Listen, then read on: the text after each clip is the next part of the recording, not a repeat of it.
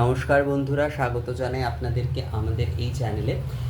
অনেকেই যারা এই যে নিত্য নবরাত্রিক যে আমাদের যে দুর্গা পূজা, এই নবরাত্রিক দুর্গা পূজা অর্থাৎ প্রতিপদ থেকে আমাদের এই নবমী অবধি যে দুর্গা পূজা আমরা করব, সাধারণভাবে আমরা যারা করব, বা কেবল সপ্তমী অষ্টমী নবমীও আমরা যারা দেবীর পূজা করব, বা কেবল অষ্টমীর দিন বা কেবল নবমীর দিন আমরা যারা দেবীর পূজা করব, তারা অনেকেই চান যে একটু সংক্ষিপ্তভাবে হলেও হোম করতে। তো এই সংক্ষিপ্তভাবে বা এই নিত্য হোমটি কী করে করব? নিত্য হোম বলতে যখন আমরা প্রতিপদ থেকে নবমী অবধি নিত্য প্রতিদিন হোম করব, সেটিকে নিত্য হোমই বলা চলে।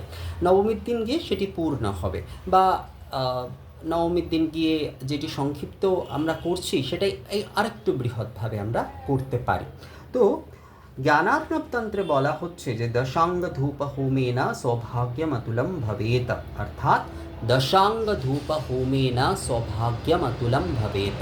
তো দশাঙ্গ ধূপ হোম যদি করা হয় তাহলে অতুল সৌভাগ্যের প্রাপ্তি হয়।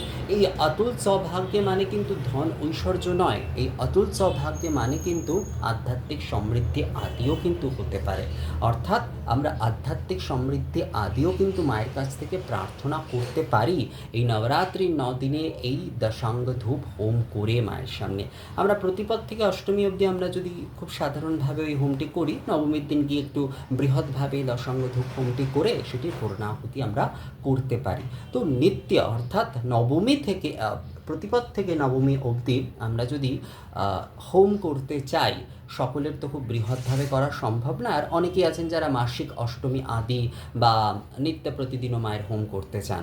তো সেক্ষেত্রেও এই যে দশাঙ্গ ধূপ হোমেন সৌভাগ্যমতুলং ভবেত, তো এই দশাঙ্গ ধূপ দ্বারা কিন্তু হোম করা যেতে পারে, দশাঙ্গ ধূপ দ্বারা কিন্তু হোম করা যেতে পারে। তো এই দশাঙ্গ ধূপ হোম কিন্তু আপনারা নিত্য করতে পারেন আনুষ্ঠানিকভাবে, অর্থাৎ মায়ের যদি কেবল আপনারা অষ্টমাদির পুজো করছেন, অষ্টমী তিথির পুজো করছেন, কেবল নবমী তিথির পুজো করছেন, আপনারা কিন্তু সেই দিনও কিন্তু এই দশাঙ্গ হোম আদি করতে পারেন।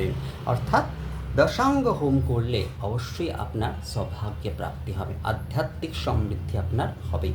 তো দশাঙ্গ ধূপ হোম শাস্ত্র অনুযায়ী খুব সংক্ষেপে যদি করতে চান তাহলে দশাঙ্গ ধূপ হোম কিন্তু একদম আদর্শ। আপনারা যারা দশাঙ্গ হোম অর্থাৎ হোম বিধি আদি জানেন না, তারা কি করবেন, তারা এই দশাঙ্গ ধূপ প্রজ্বলন করে তারা কিন্তু আরাত্রিক করতে পারেন। এই যজ্ঞ ধূপ প্রজ্বলন করে আরাত্রিক করলেও কিন্তু এই দশাঙ্গ ধূপ হোম করার একই আপনি কিন্তু ফল পাবেন। যারা বিধি অনুযায়ী দশাঙ্গ ধূপ হোম করতে পারছেন না, তারা যদি এই যজ্ঞ ধূপ অর্থাৎ এই ধনুচির মধ্যে যদি এই ধূপ প্রজ্বলন করে তাতে যদি দশাঙ্গ সামগ্রী আদি দ্বারা আরাত্রিক করেন, তাতেও কিন্তু একই ফল তারা প্রাপ্ত করবেন। তো নিত্য নিত্য আপনারা যদি মায়ের হোম করতে চান, সেক্ষেত্রে এই দশাঙ্গ ধূপ হোম করতে পারেন। জ্ঞানার্ণব তন্ত্র অনুযায়ী বলা হয়েছে দশাঙ্গ ধূপ হোমেন সৌভাগ্যমতুলং ভবেত। আশা করি ভিডিওটি আপনাদের ভালো লেগেছে। পরবর্তী আবারও কোনো ভিডিওতে কথা হবে, ততক্ষণের জন্য নমস্কার।